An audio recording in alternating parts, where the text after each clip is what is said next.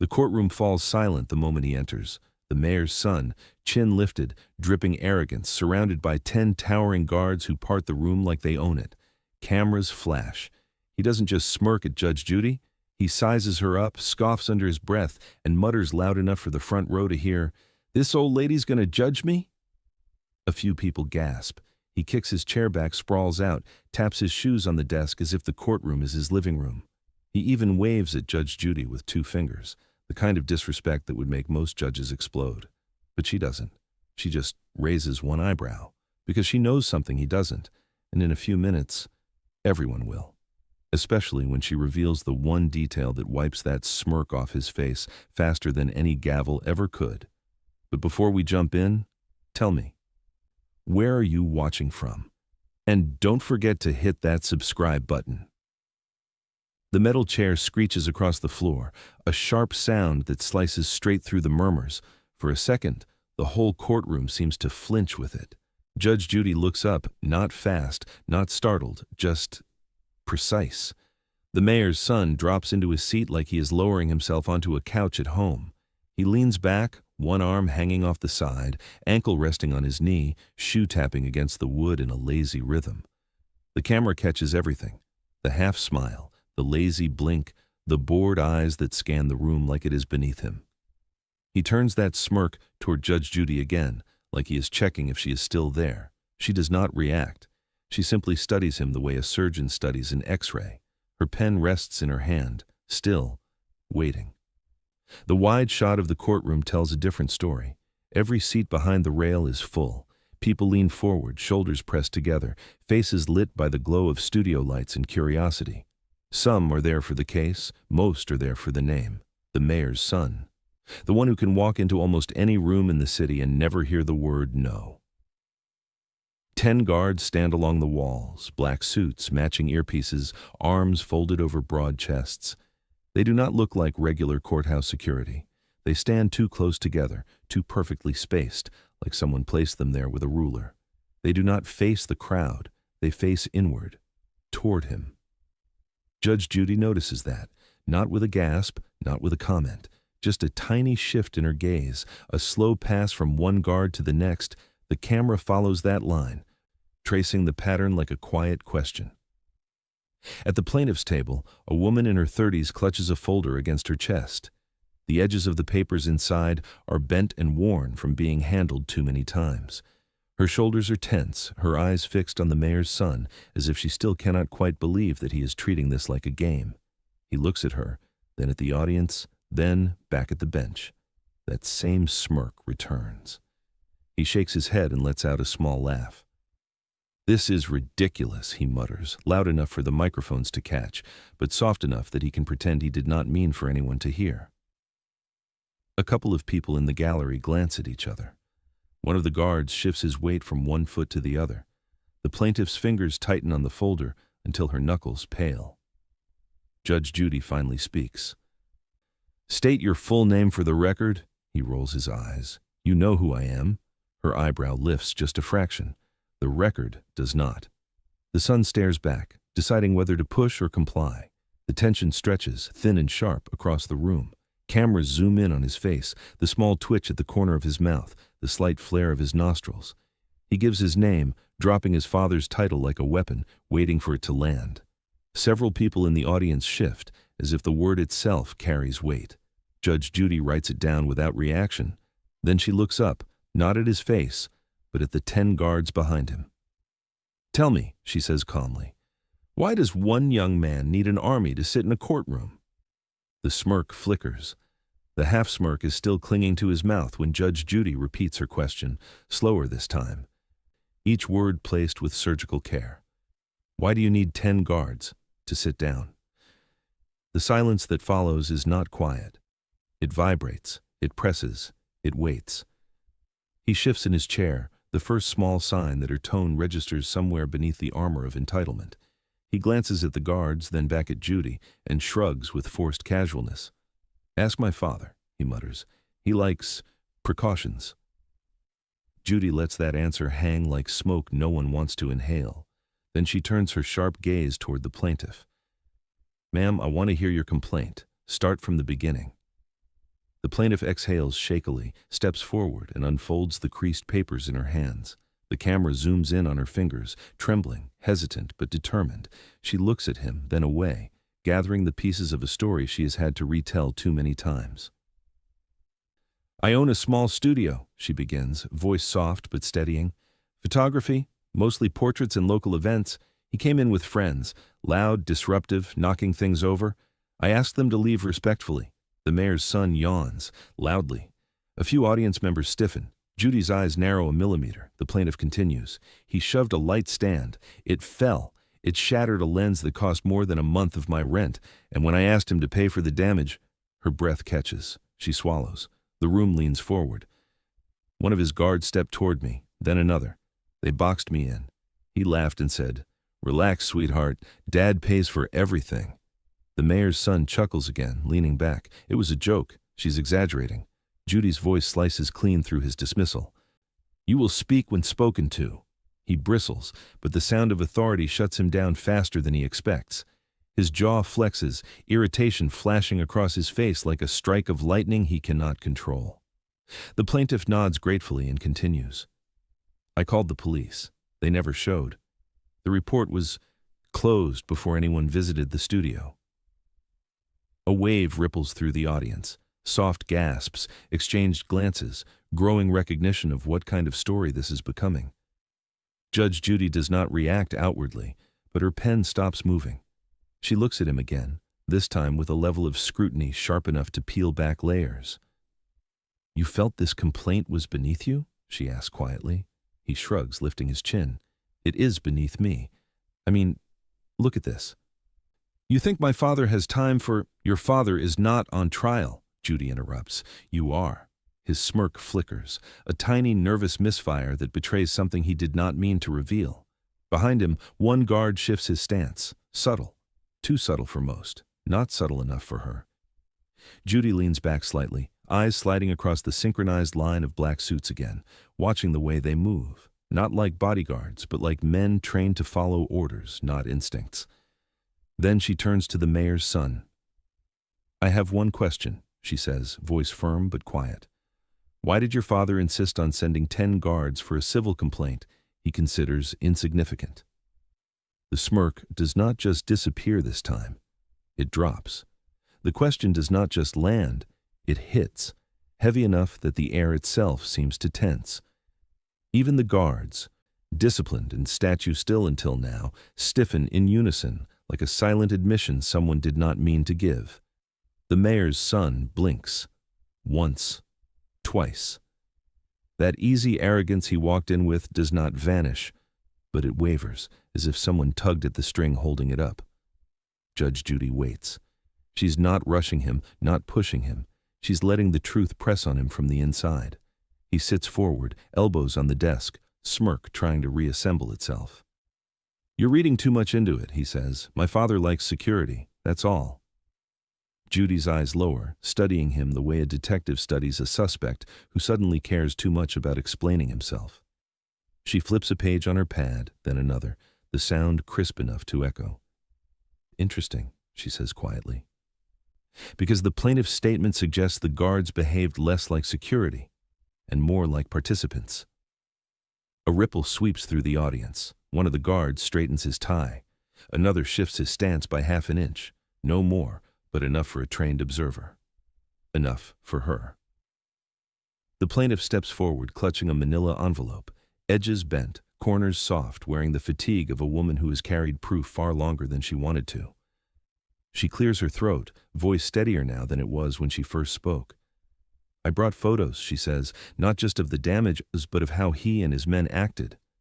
The mayor's son laughs, louder this time, too loud. "Oh, please, she's obsessed. She probably followed us around with a camera." The plaintiff does not even look at him. She hands the envelope to the clerk with a shaky breath. The clerk brings it to Judy. Judy opens it with the same quiet precision she uses to open every door to truth. A few glossy photos slide out onto the bench. The camera zooms in on Judy's face. Unreadable, calm, but focused. Then it cuts to the mayor's son, who tries not to react, fails. Because on those photos, clear as daylight, is the formation of the guards. A tight, inward-facing triangle with him at the center, not protecting him from the public, but controlling the environment around him. A strategy, a shield, a human wall meant to intimidate. Judy turns the top photo around so the courtroom can see. Gasps scatter through the room like dropped marbles. The plaintiff's studio is captured mid-chaos, toppled equipment, shattered glass.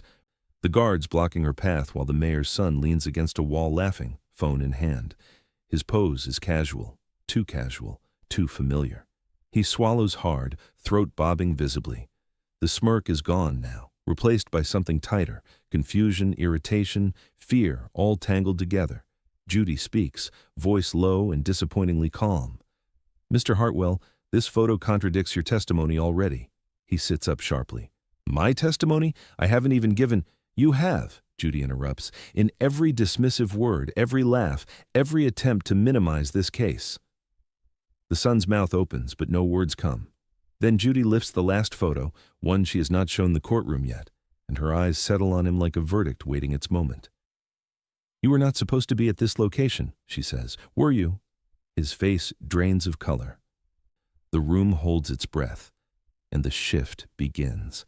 The color is still draining from his face when the courtroom goes unnervingly still, as if everyone feels the ground shift beneath this case. Judge Judy does not raise her voice. She does not lean in.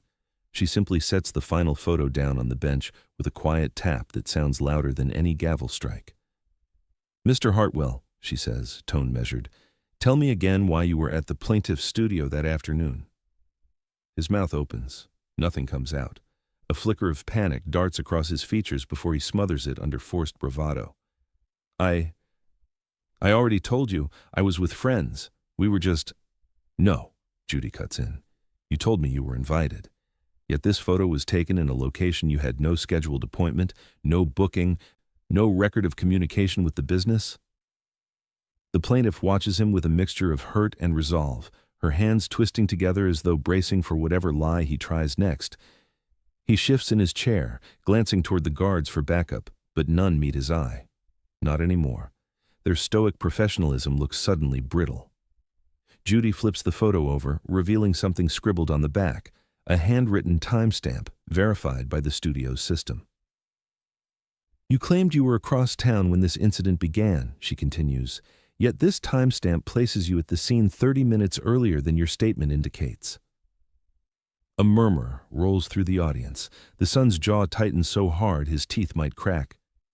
"That timestamp means nothing," he snaps, fingers tapping rapidly against the desk. "Anyone could have—" "Anyone?" Judy lifts an eyebrow. "Anyone meaning the plaintiff, who has no reason to doctor evidence, or your guards, who seem unusually coordinated for men who, according to you, were only there to hang out while you browsed a small business you did not schedule?" The guards shift again, synchronized, uncomfortable. Their formation wavers for the first time, like a row of dominoes nudged out of pattern. Judy studies that break. "That reaction tells me enough," she murmurs. The mayor's son straightens abruptly, anger flaring hot to cover fear. "This is ridiculous. You're assuming things. You're twisting everything I say." "No," Judy replies. "Your story is twisting itself." She sets the photo down beside her notes and signals to the bailiff. A man from the back, someone no one noticed when he entered, steps forward. He looks nervous but determined, clutching a slim folder. Judy nods for him to speak. I was there," the man says softly. "I was across the street. I saw what happened, and I have proof." The mayor's son snaps his head toward him, shock erupting into his expression like a firecracker. "Who is that? He's lying. I've never seen him before." But the witness doesn't waver. He opens the folder, revealing a series of printed images, clearer, closer, time-stamped with the accuracy of a digital camera that doesn't belong to the plaintiff. The room collectively inhales. Judy gestures for the bailiff to bring the photos forward. She examines them briefly, her expression unreadable, until she lifts one image and lets it drop face up on the bench. The courtroom leans in. The mayor's son does not. He sinks, because the photo shows him stepping out of a black SUV at a time he swore he was nowhere near the location, and worse, it shows his father standing beside him, hand on his shoulder, speaking urgently, not protecting him, directing him. Judy looks directly at the son now, her gaze calm but cutting. Your story was shaky before, she says. This breaks it. He shoves his chair back, breathing fast. This is taken out of context. My father, he was just... Your father knew you were there, Judy says. Her voice softens, which somehow makes it harsher. And from the look of things, he did not intend for you to be seen. The witness steps forward again, voice steady now. I have more, he says. A video. The room erupts in whispers. The son grips the edge of the desk, knuckles white. Judy raises a hand.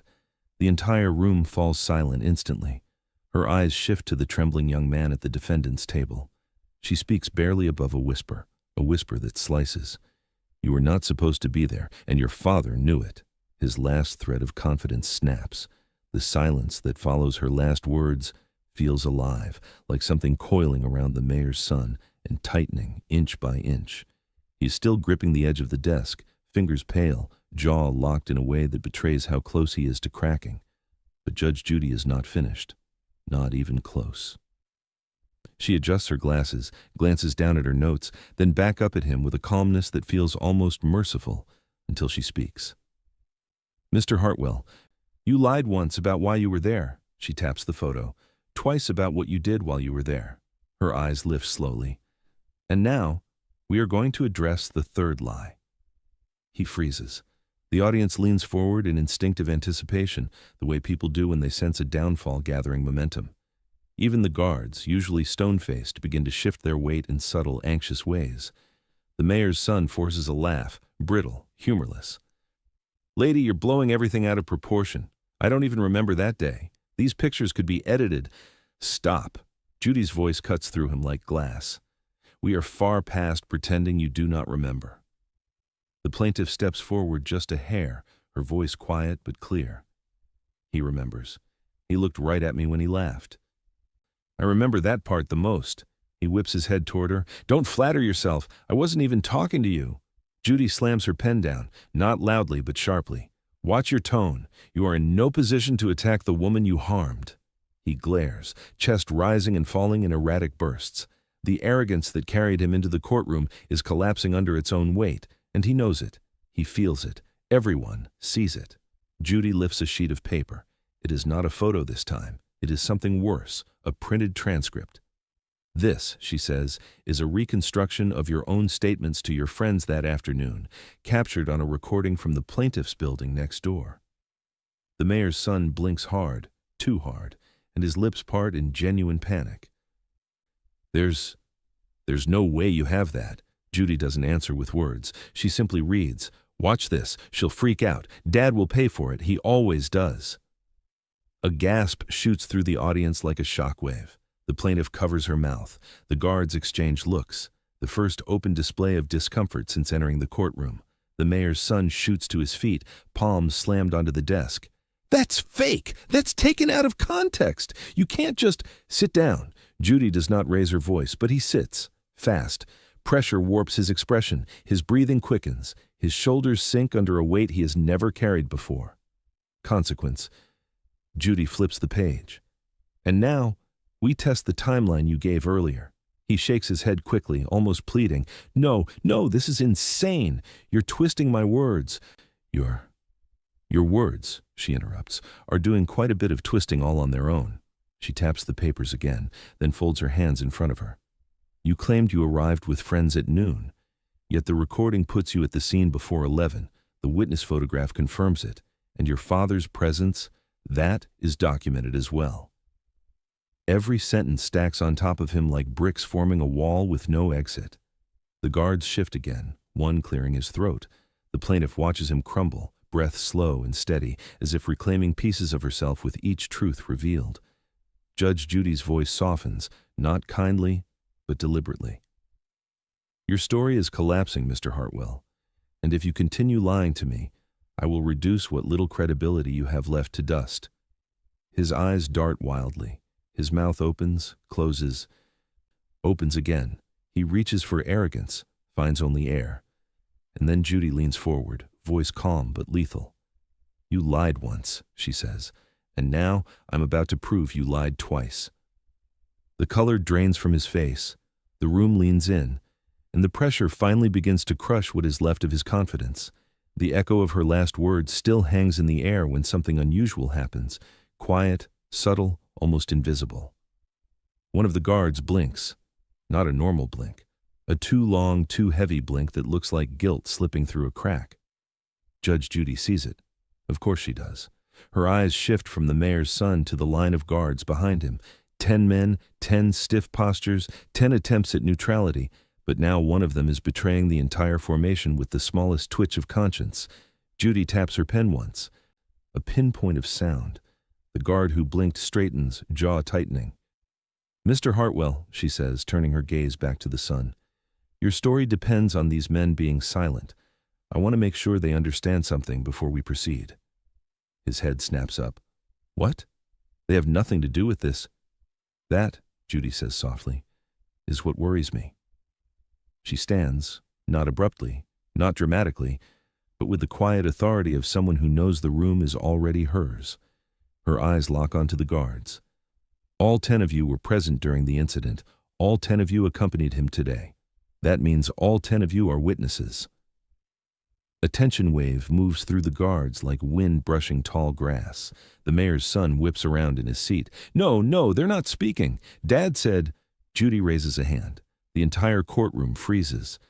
Even he stops mid-sentence, as if yanked by an invisible leash. "Do not finish that sentence," she warns. "Your father's name will not shield misconduct in my courtroom." The plaintiff watches with wide eyes, her hands clasped tight, as if afraid the moment might disappear. Judy continues, voice even but sharp. "What your guards say, or refuse to say, may decide whether this case remains simple or becomes something much larger." The mayor's son stares at her like a trapped animal. "You can't threaten them."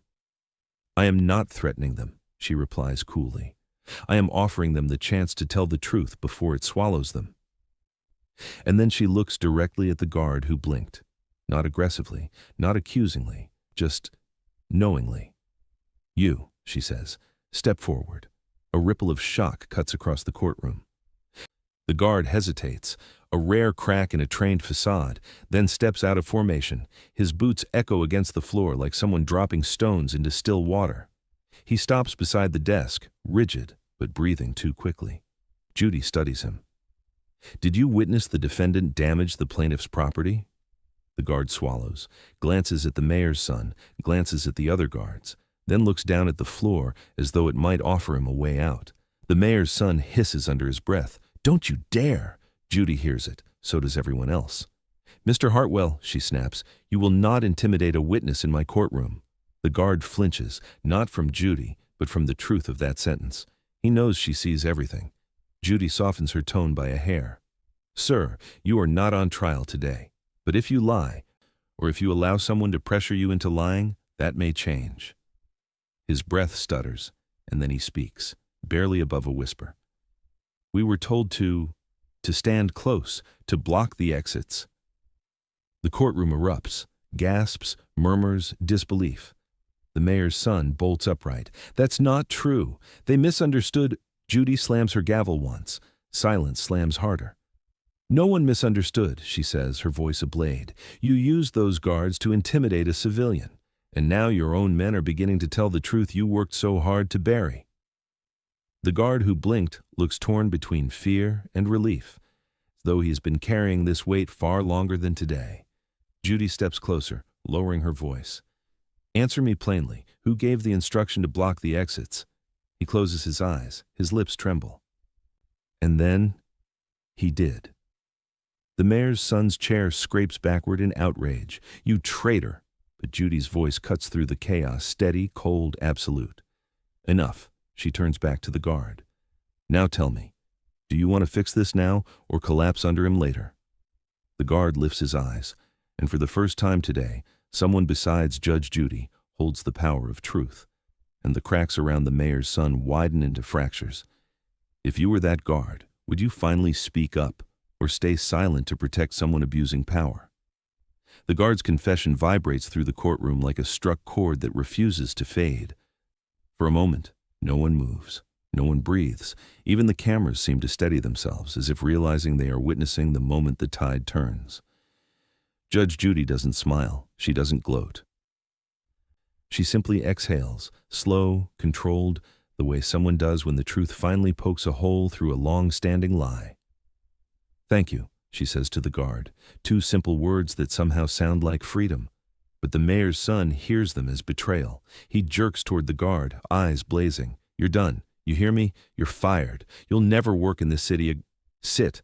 Judy's voice could freeze fire. He sits, hard. Now the guards, all 10 of them, stand in an uneasy row. The synchronized wall of intimidation broken, unstable, human. One looks at the floor, another shifts his stance. A third glances at the blinking guard like he's waiting for permission to breathe. The formation is no longer formation. It's a line of men realizing they may have been protecting the wrong person for a very long time. Judy scans their faces. "Gentlemen," she says calmly, "this courtroom runs on truth, not intimidation. If any of you wish to clarify what actually occurred that afternoon, now is the time." No one steps forward. Not yet. But the silence is no longer loyal. It is fearful, restless, ready to crack. The mayor's son sensed this. Panic flashes through him like sparks from a frayed wire. He slams his palm on the desk. "Do not listen to her. You work for my father, not—" "You do not decide who people tell the truth to," Judy interrupts, "especially not here." Her tone is enough to shift the room, but it is the guard who blinked, the one already cracking under truth, who turns the shift into a break. He speaks again, louder this time, voice trembling but determined. "We were told to block the exits. That part is true. But it wasn't just that." The audience collectively leans forward. Judy tilts her head, inviting him to continue. "What else?" The guard inhales deeply, shoulders rising with the weight of the memory. "He told us," he says carefully, "to make sure the plaintiff felt small." His words. "Make her feel small so she doesn't argue." Gasps scatter across the gallery like falling dominoes. The plaintiff's hand rises to her mouth, tears prickling at the edges of her eyes, not from fear now, but from validation. The mayor's son lunges halfway up. "That's not what I said. I wasn't. He's lying." Judy raises a single finger. Instant silence. "Mr. Hartwell," she says, "you are unraveling by the minute. Stop talking before you bury yourself further." He collapses into his chair, chest heaving. A boy wearing the costume of power, suddenly without an audience willing to applaud. Judy looks back at the row of guards. "Anyone else care to add something?" A second guard shifts forward, not fully stepping out, but leaning just enough to show movement toward the truth. He clears his throat. "He also told us," the second guard murmurs, "to keep cameras pointed away if things got messy." This time, the room doesn't gasp. It explodes. Judy's eyebrows lift. "So the defendant instructed you to obstruct evidence?" The guard nods, shame heavy in the gesture. "Yes, Your Honor." Judy writes something down, calm, methodical. Then she looks up at the mayor's son, whose face is a canvas of disbelief and horror. "You lied once," she says. "You lied twice." Her pen stops moving. "And your own team is now disproving the rest." The plaintiff watches him. Tears slipping down her cheek. Tears not of fear, but of long-awaited truth. The mayor's son hides his face in his hands. His confidence is not just shaken, it is bleeding out through every new confession. Judge Judy closes her notebook. "Then I believe it is time," she says, "to discuss what happened before the incident, the part your father tried to hide." His head snaps up. "What? What do you mean?" She doesn't answer. Not yet. And the truth, now leaking freely, prepares to flood the room. The room holds its breath as Judge Judy reaches for a sealed cream-colored envelope resting beside her notes, the kind of envelope that looks out of place in a television courtroom. Heavy, unopened, deliberate. The mayor's son tracks the movement with widening eyes. He has recovered a hint of bravado since the guards began cracking. But that thin confidence begins to crumble again the moment Judy lifts the envelope into the light. This is not evidence from the plaintiff, not something she prepared, not something the guards leaked. This came from someone with power, real power. "Mr. Hartwell," Judy says, fingertips brushing the envelope, "this document was sent directly to my chambers before the hearing." He straightens abruptly, face twitching. "My father said he only sent—" She interrupts with a slow blink. "I have not finished speaking." A quiet tension spreads across the room. Even the cameras seem to adjust focus, anticipating something seismic. Judy breaks the seal deliberately, not for theatrics, but with the solemnity of someone who understands the weight of what sits inside. The paper slides free, thick and official. The mayor's son leans forward despite himself, as if hoping the words might rearrange mid-air before she reads them aloud. "This," Judy says, holding the document between two fingers, "is from your father's office." The son's face drains. He whispers, "No," under his breath, not in denial, but in dread. The plaintiff looks at the guards look at each other. The audience leans in as though gravity itself is pulling them closer. Judy continues, "It contains internal communication logs from the mayor's office. They arrived along with the legal documents your father believed would clarify the situation." The son scoffs weakly, voice cracking. "Oh, come on, my father wouldn't send anything damaging." And that is when Judy delivers the first cut. "Your father did not send these to protect you. He sent them because he expected me to do what he could not." The mayor's son freezes completely, a stillness so unnatural it borders on fear. Judy lays the first page flat. "These are timestamps of messages between your father and his chief of staff from the morning of the incident. Here," she slides the page toward the bailiff, "you will find repeated references to containment, visibility risks, and potential public exposure." The audience murmurs, a wave of disbelief rippling like a low tide pulling back from shore. The son swallows, but his throat moves too fast, revealing the panic he cannot hide. "What does that even mean?" he demands, though the tremble in his voice betrays he already knows. Judy lifts her eyes slowly. "It means your father was aware of your behavior before you even set foot in the plaintiff's studio that day." A stunned silence swallows the room. The plaintiff grips the edge of her table, breath shuddering as the truth unravels wider than she ever imagined. The guard who blinked shifts closer to the others, no longer hiding his regret. Judy turns to the next page. "This log notes that you were supposed to be accompanied by 3 guards that day, not 10.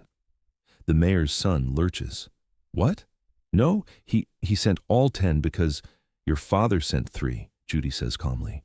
The other 7 were dispatched after he received a message at 10:47 a.m. stating, and I quote, 'He's out again, containing optics, send full team.'"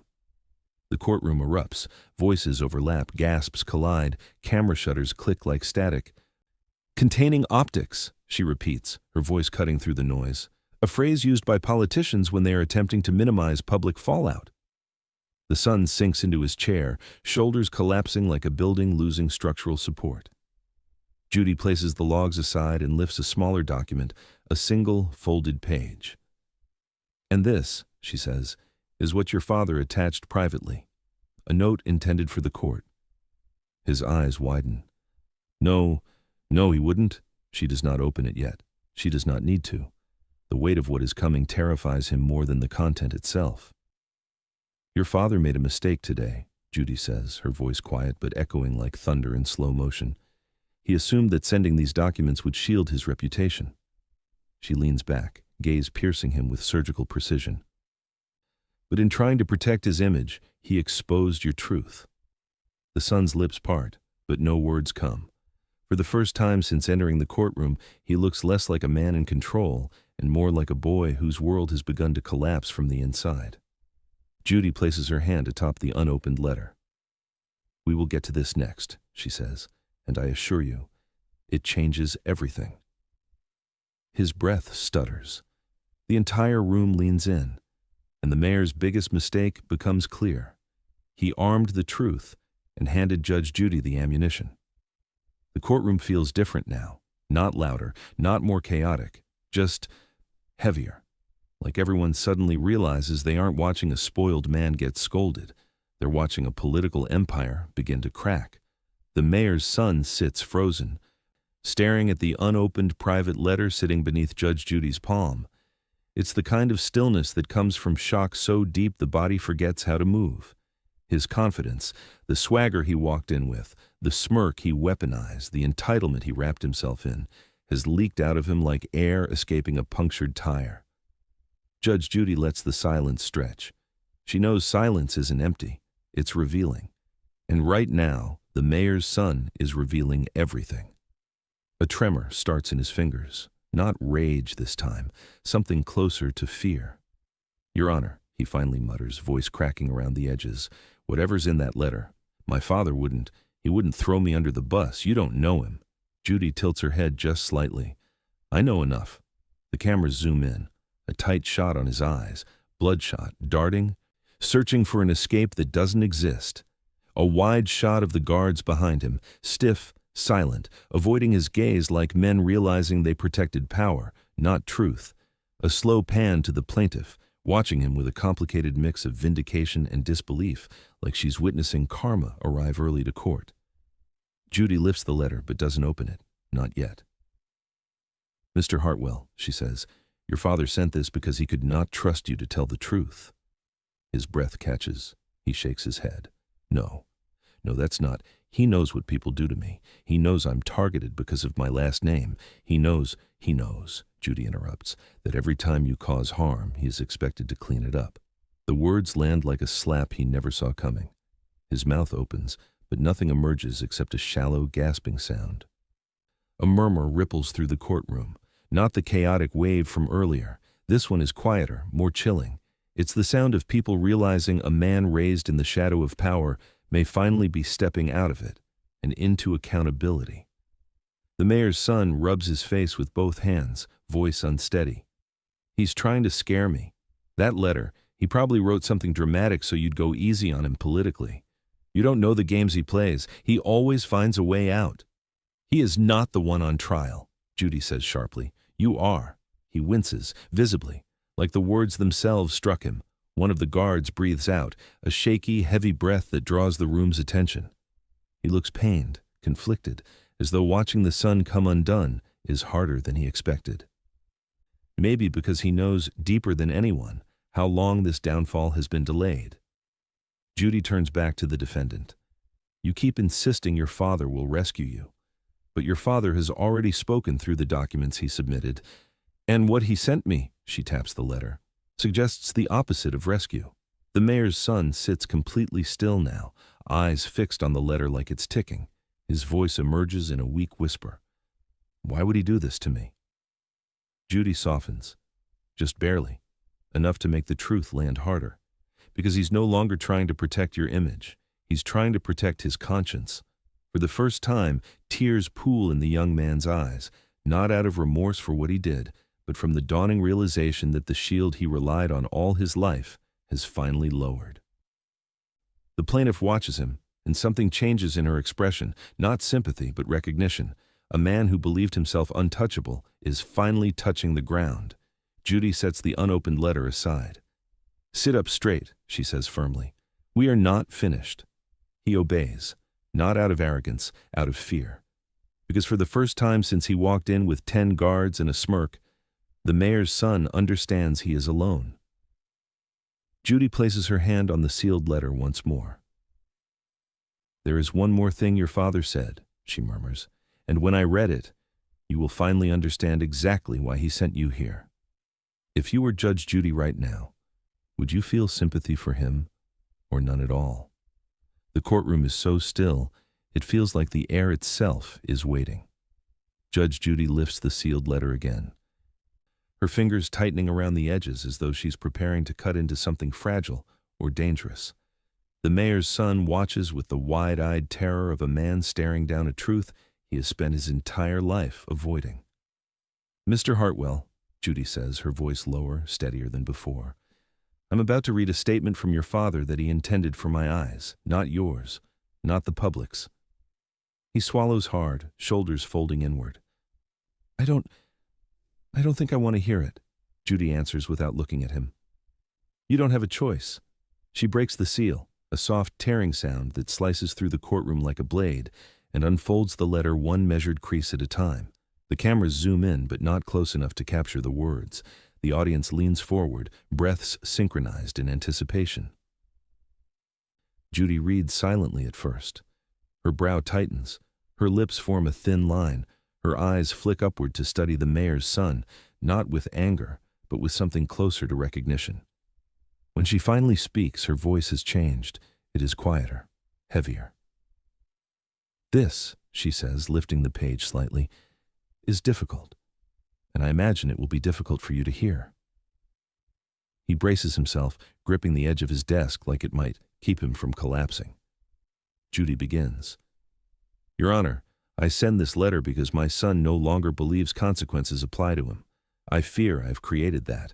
I have shielded him for too long, excused him for too long, and allowed my office to cover behavior that, if done by any other young man, would have resulted in serious penalties."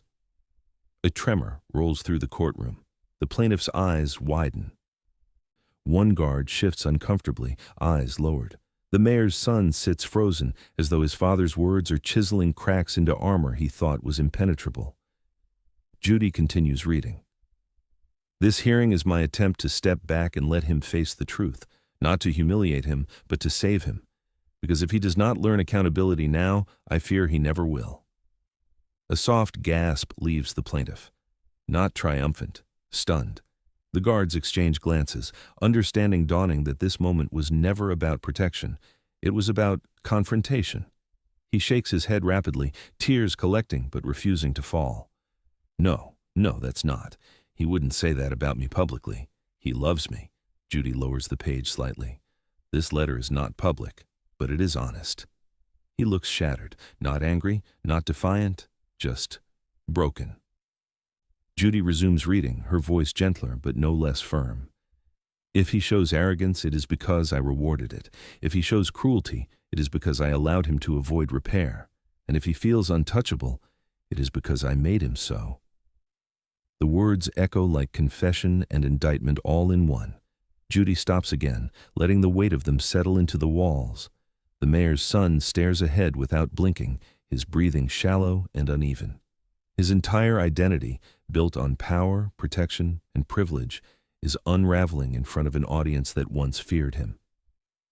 Judge Judy folds the letter gently, her voice quieter than before. "Your father is not condemning you. He is admitting his part in shaping who you've become." He finally whispers, voice breaking, "So, he sent me here to be punished?" Judy shakes her head slowly. "No. He sent you here to be seen." He looks confused, lost, like a child who wandered too far and suddenly realizes there is no one left to guide him home. "What does that even mean?" "It means," Judy says, leaning forward, "your father knows that as long as he shields you, you will never stop hurting people, including yourself." His composure collapses. A small, choked sound escapes him, the first sound of genuine emotion he's made all day. Now Judy places the folded letter carefully beside her notes.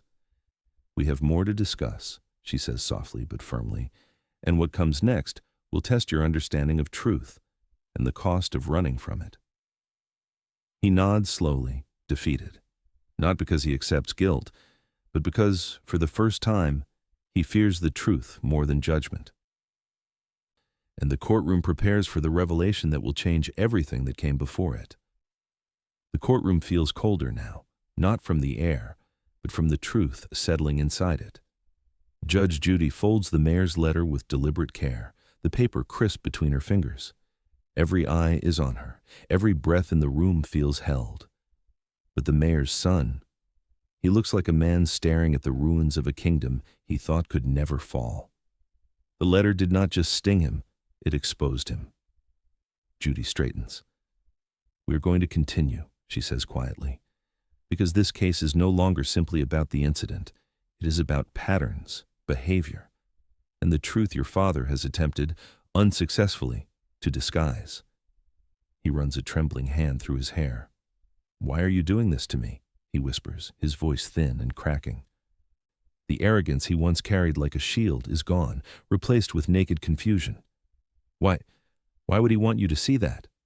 "Because," Judy answers, "your father knows something you have refused to understand." She opens a new document, the internal logs from the mayor's office. A low hum passes through the audience, like everyone can feel something heavy about to drop. Not a twist of evidence, a twist of meaning.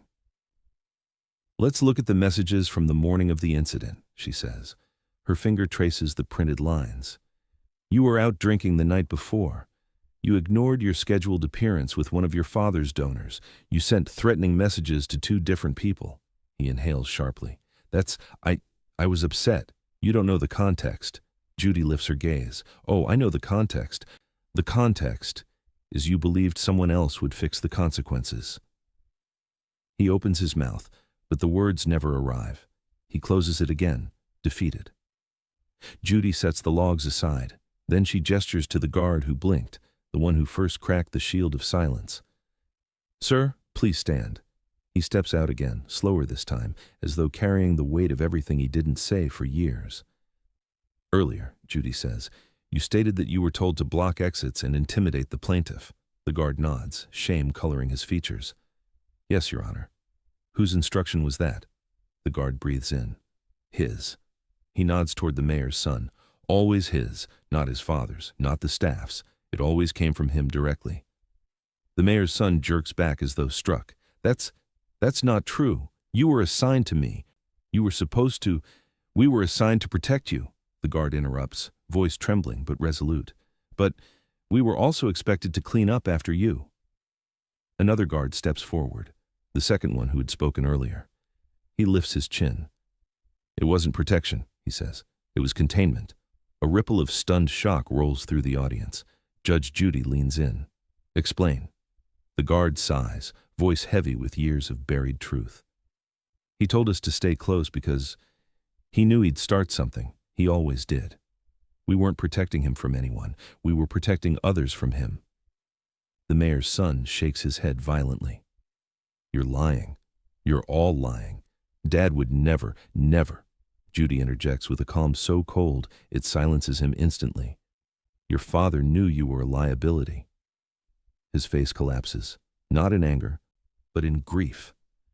A grief so raw it tears right through the mask he has worn all morning. No, he whispers. He promised he'd handle everything. Judy nods slowly. Yes, he handled things for years, but handling Mr. Hartwell is not the same as helping. The plaintiff watches him with a new expression, not sympathy, not forgiveness, but understanding. Understanding that the man who terrorized her was not just powerful. He was broken beneath the weight of unearned privilege and unchallenged behavior. Judy opens the final page of the letter, a short line, handwritten at the bottom. She reads it aloud. Please, Your Honor, if he learns anything today, let it be that truth is not an enemy he can outrun. The mayor's son closes his eyes as the words land, shoulders collapsing inward entirely. He looks younger suddenly, not 20-something, not arrogant, but small. A boy who grew into a man without growing any accountability. Judy sets the papers down and speaks softly. Your father did not send these documents to destroy you. He sent them because he finally realized that protecting you was hurting you more. He lifts his head, eyes red, breathing uneven. So, he sent me here to lose? Judy shakes her head gently. No. He sent you here to change. The courtroom falls still again, not from tension this time, but from the weight of a truth that reframes everything that came before. Judy closes the folder and says, And now that we understand who protected you and why, it is time to face what you actually did to the plaintiff. The mayor's son looks up, defeated, bracing for a truth no one else can shield him from. The cameras do not blink. They do not look away.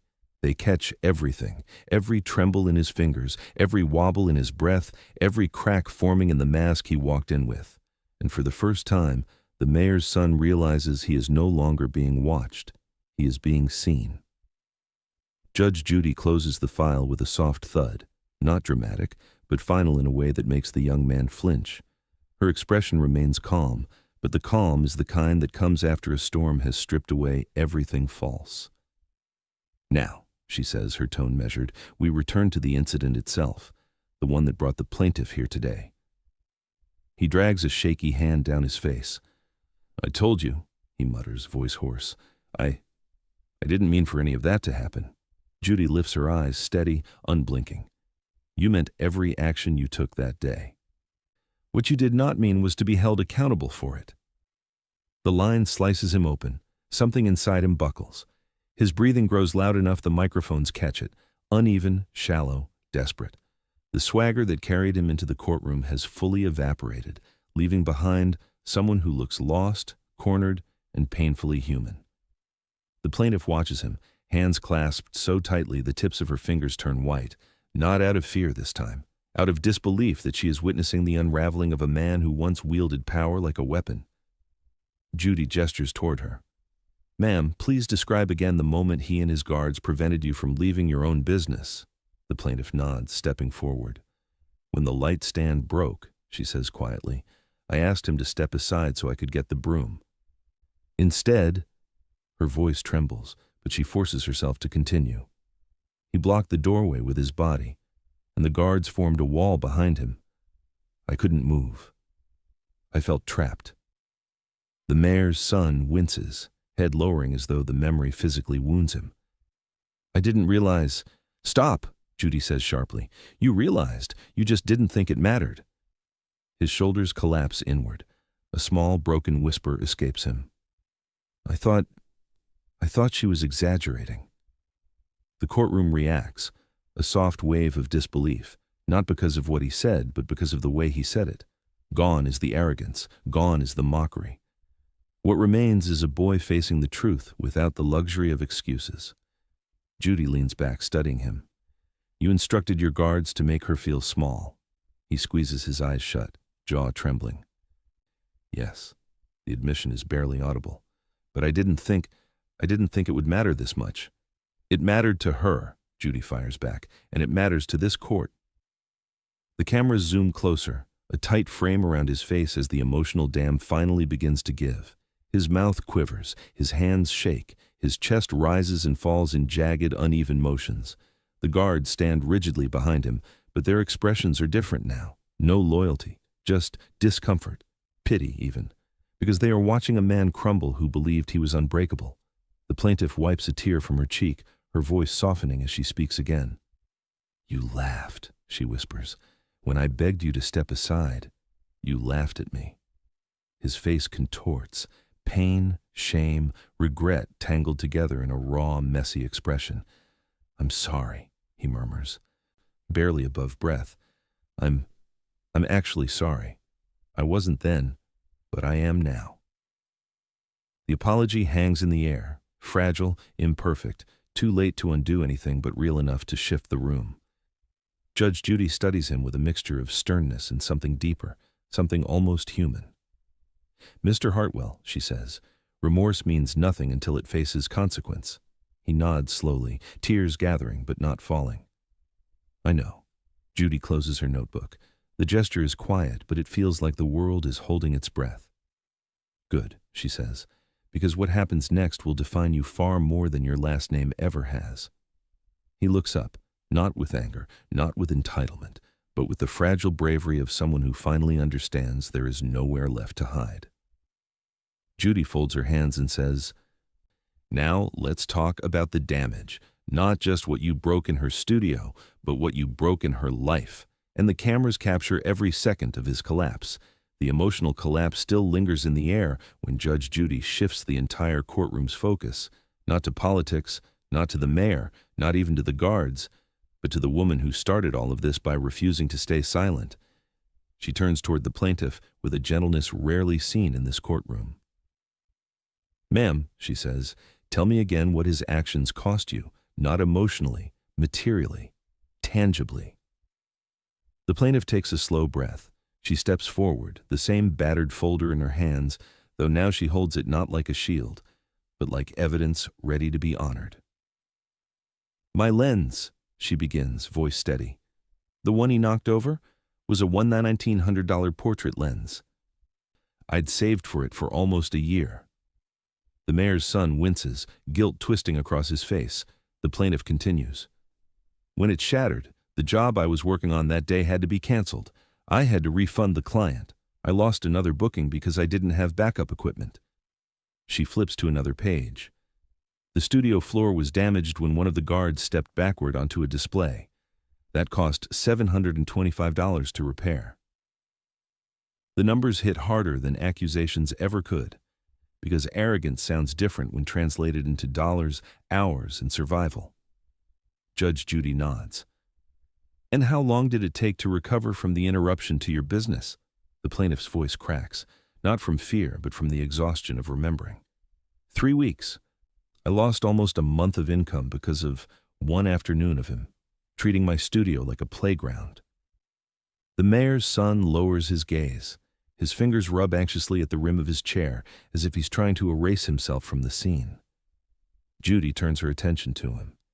You didn't just break property, she says. You broke momentum. You broke income. You broke trust in a place where she should have felt safe. He nods weakly, tears pooling again. I didn't think it would spiral like that. I didn't think anything mattered that much. That, Judy says sharply, is exactly the problem. The plaintiff wipes her eyes and adds one final detail. Quiet. Devastating. I almost closed. One more hit like that and my studio wouldn't exist today. That line lands like a verdict before the verdict. Judge Judy looks at the mayor's son with piercing clarity.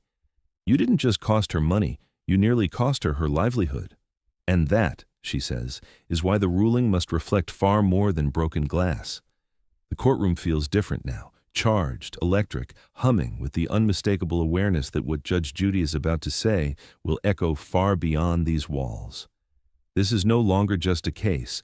It is the moment a powerful family's carefully protected reputation meets accountability head-on. Judge Judy sits straighter, folding her hands atop the bench. Mr. Hartwell, she begins, we have gone through your actions, the plaintiff's losses, your guard's testimony, and your father's letter. All of it leads to one unavoidable conclusion. The mayor's son swallows, throat tight, shoulders slumped. He already knows, instinctively, that the blow coming is not aimed solely at him, but at the political pedestal he was raised upon. Judy continues, you walked into a small business and treated it as disposable. You used intimidation as entertainment. You employed guards, city-paid guards, to exaggerate your authority and silence someone who dared challenge you. Every word lands like a hammer. The guards behind him lower their eyes. The plaintiff presses a trembling hand against her chest. The audience holds its breath. And worst of all, Judy adds, you did all of this believing your father's office would erase the consequences, just as it has so many times before. The son closes his eyes. That truth hurts more than anything in the evidence pile. Judy leans forward, voice sharp enough to carve through the tension. This court does not bend for titles, it does not kneel for family names, and it does not suppress justice to shelter political careers. The courtroom murmurs, soft, stunned, reverent. She lifts her gavel slightly, not high, but with purpose. What you did goes beyond civil misconduct. It enters the realm of abuse of power, misuse of city resources, and coordinated intimidation. The mayor's son's breathing quickens. My father didn't know everything.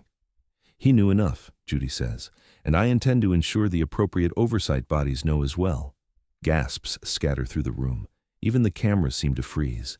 Judy continues, unwavering. I will be forwarding the full record of today's hearing, including witness testimony, internal logs, and your father's letter to the Ethics Commission and all relevant supervisory agencies. That sentence doesn't just hit him.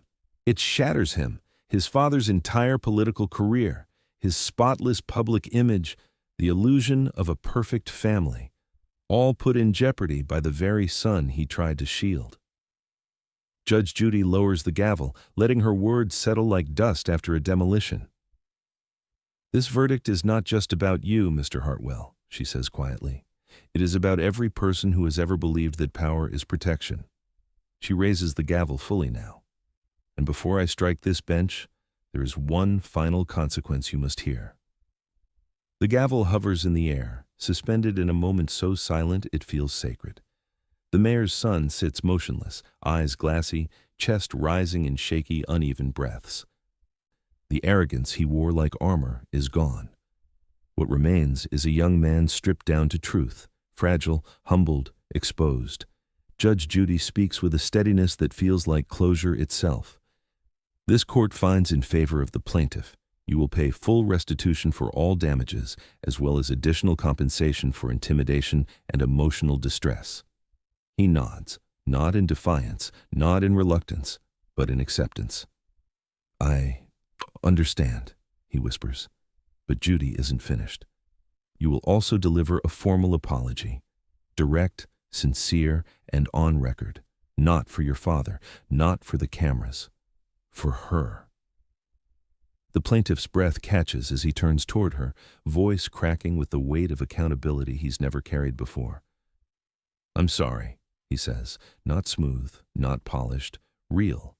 Judy delivers the final blow, not cruel, but necessary. This entire case, including your father's correspondence, will be forwarded to the Ethics Commission.